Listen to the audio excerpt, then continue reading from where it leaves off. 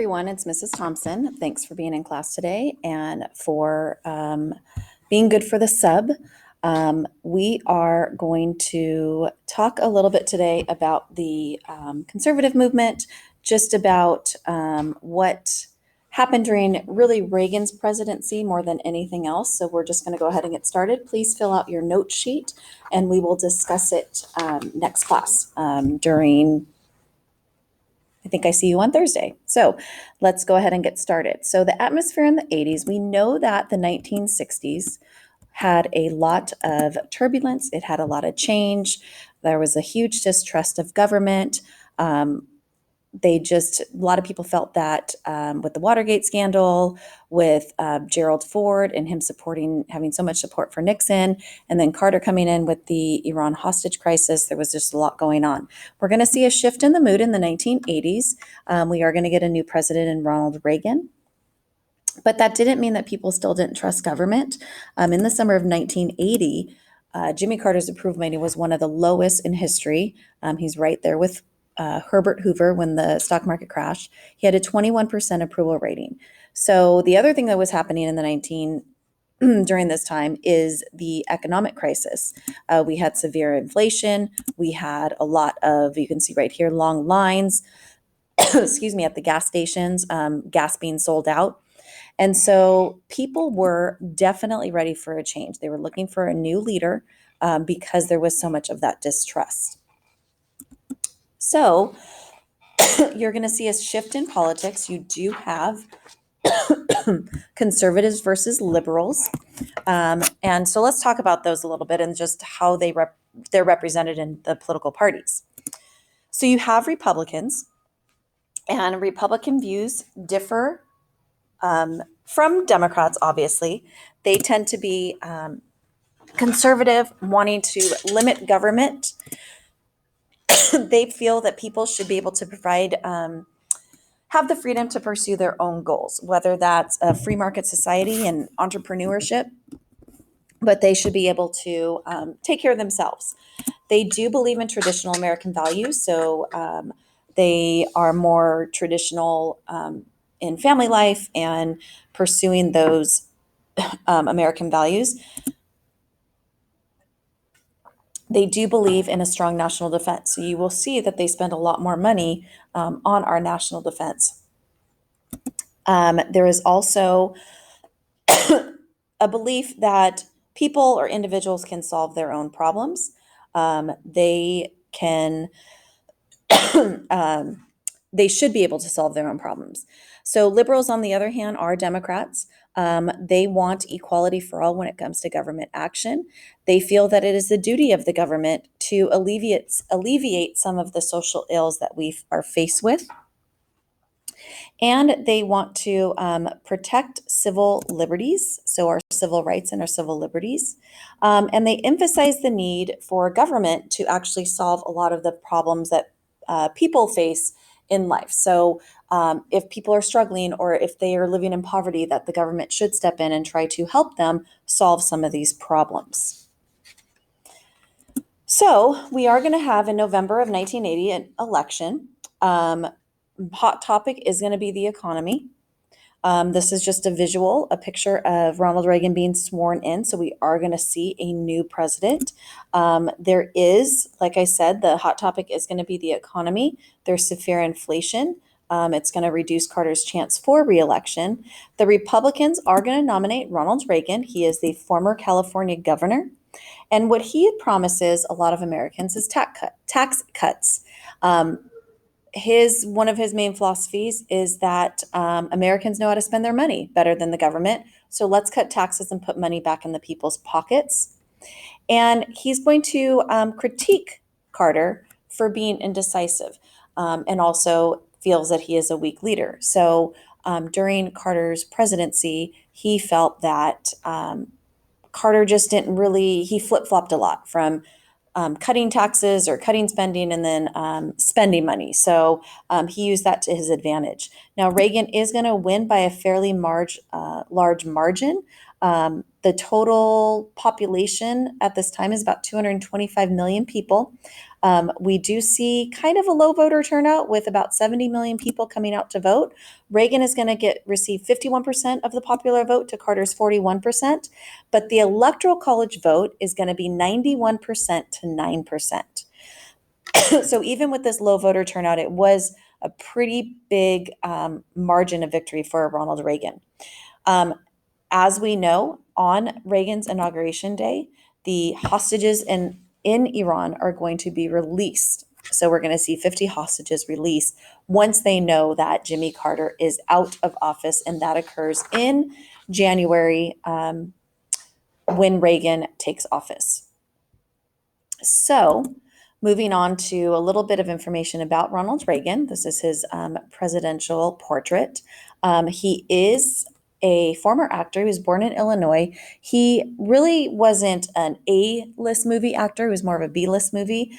He's most famous for playing Knute Rockne, who is the Notre Dame football coach. He does become a spokesman for General Electric, and he is going to switch political parties. He does start as a Democrat and switches to the Republican Party. He's going to serve 2 terms as California governor. People liked him. They felt he had a very friendly personality. He was very optimistic in his ideas and what he wanted to see change for California and then our nation. But he did have a tough can-do attitude. And Americans at this time, they needed this because they felt that we needed a confident leader. So he does believe in something known as free enterprise. Free enterprise is having the ability to solve your own problems, whether that's social or economic. He felt that people should do what they want with their money under current laws. So because he does switch from being a Democrat to Republican, he is going to gain a lot of support from conservative groups. One group or one movement you're going to see is the New Right.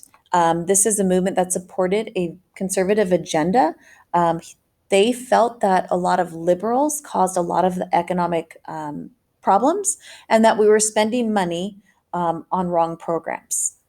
So their focus is going to be on economic and social issues. We are also going to see another group develop called the Moral Majority. These are going to be more religious individuals. It does become a political organization, but their goals are to fulfill some religious goals. So they actually do help Reagan get nominated. They reach out to people that did not always participate in politics. They didn't always agree with Supreme Court decisions that were made. For example, the Roe versus Wade decision, they didn't have that belief. They were pro-life. And they did condemn the Equal Rights Amendment. They didn't think that it was needed in the Constitution. And they condemned homosexuality, which that was a hot topic in the 1970s. Not everyone had those beliefs. And the gay liberation did actually have a lot of support throughout our country. So Reagan is going to be inaugurated in January of 1981, and he does have some tough beginnings as president. These are just some snapshots of the assassination attempt on Ronald Reagan. You can see how close he is to the crowd. You can also see that some of the aftermath when shots rung out, and they are immediately going to sweep him away. Now, next class, I will show you a visual. It's about a 5-minute clip of what happened during this time. So, March 30th, 1981, about 69 days after he was inaugurated president, Reagan is at the Washington Hilton Hotel, and he is giving a speech at this hotel. He exits the front of the hotel. He's about 15 feet away from people that came out to see the president and his admirers, and shots are going to ring out. He is going to be shot by a man named John Hinckley Jr. John Hinckley Jr. is going to fire 6 shots. John Hinckley Jr. was obsessed with an actress named Jodie Foster. He saw her in a movie called Taxi Driver, and he identified with the lead character. Now, Jodie Foster plays a 12-year-old girl who is forced into prostitution. And the lead character, his name is Travis Bickle, and he protects Jodie Foster. So at the end of the movie, there is an attempt to assassinate a senator that's running for president. So Hinckley is obsessed with Jodie Foster, and he's writing her. She's a student at Yale, calls her, and he even tries to enroll at Yale. And Jodie Foster gets a restraining order against him, but he still wants her attention. So he wanted to be a national figure, and he decided to try to emulate Travis Bickle. And to do that, he shot the president. So we didn't know it at the time, but when it immediately happened, but one bullet did hit Reagan in the chest. He suffered a punctured lung. It ricocheted off the side of the limousine and hit under his left arm. It was about 1 inch away from his heart. And again, we didn't necessarily know he was shot until he was in the limousine. They were going back to the White House, and he started coughing up blood. The White House press secretary, his name is James Brady. He is going to be shot in the head. And you can see he's laying on the floor right here. You also have a police officer, Thomas Delahunty. He is going to be shot in the neck, and Secret Serviceman Tim McCarthy is going to be shot in the abdomen. Now, James Brady is going to suffer the most. He is severely injured and he's permanently disabled. He is going to stay on Reagan's staff, even though he couldn't necessarily do his job because Reagan did feel for him that he was permanently disabled. So like I said, 2 officers and 1 Secret Service agent is also going to be shot. And this is actually going to lead to better protection for the president. The Secret Service does make some adjustments to how they protect the president. And it's also going to lead to stricter gun control. We are going to have the Brady bill that's going to be passed, and that is going to require background checks. Now, Hinckley is actually going to be found not guilty by reason of insanity. He is going to be sentenced to a mental hospital, and he remains there to this day. So couple things. When Reagan was in the emergency room, his wife, Nancy Reagan, came in, and he told his wife, honey, I forgot to duck. And he was always kind of the jokester.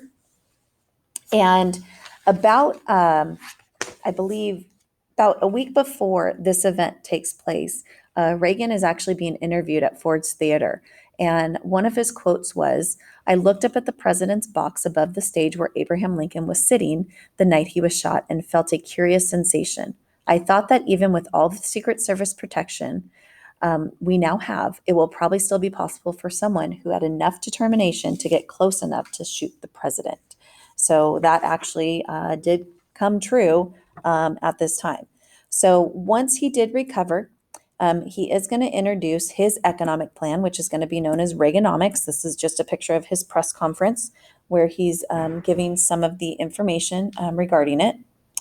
And Reaganomics basically means supply side economics.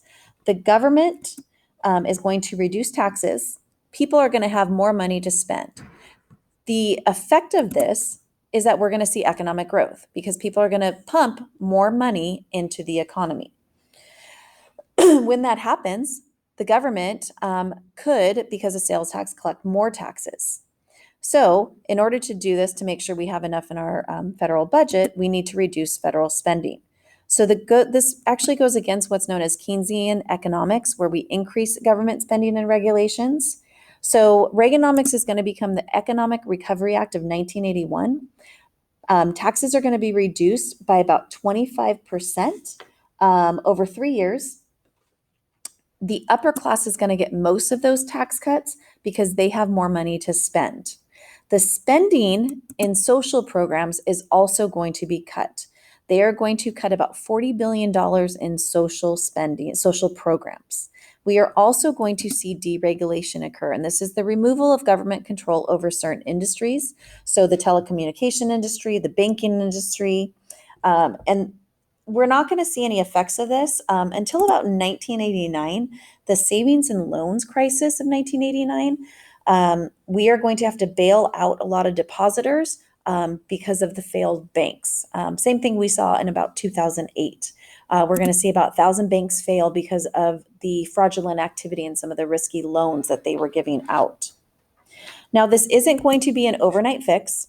We are going to remain in a recession through 1982. We're going to see unemployment balloon to double digits. It's going to go up to 10%.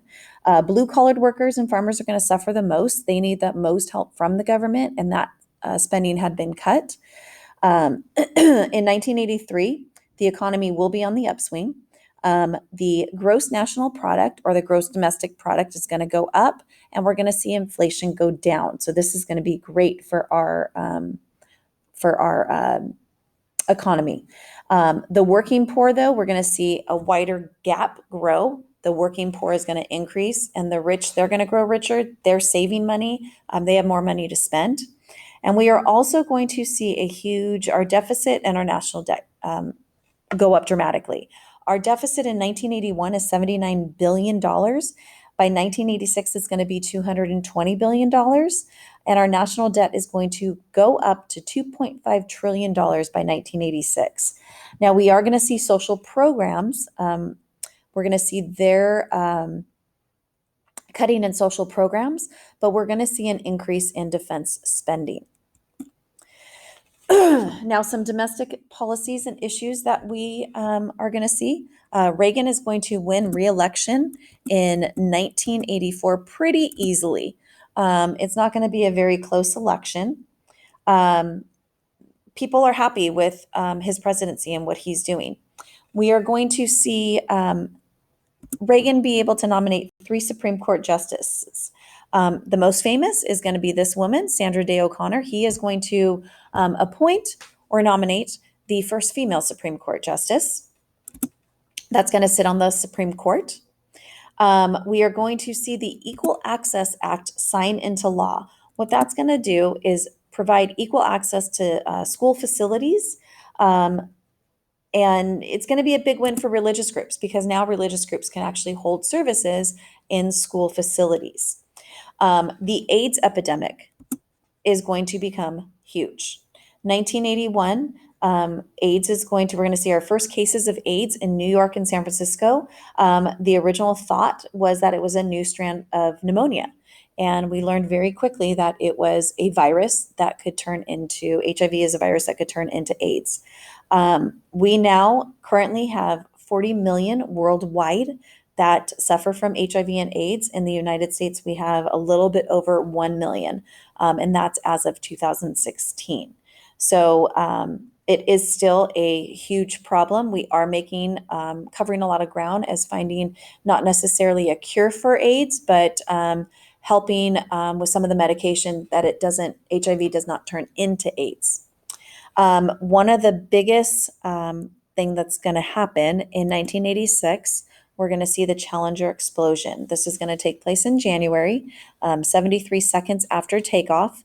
And this was huge because we had a civilian, a New Hampshire teacher. Her name is Krista McAuliffe on board. There was a contest, over 10,000 teachers applied for it to train with NASA and go to space. The picture, this is one of our most diverse crews. We have Ellison Onizuka, Krista McAuliffe to his right.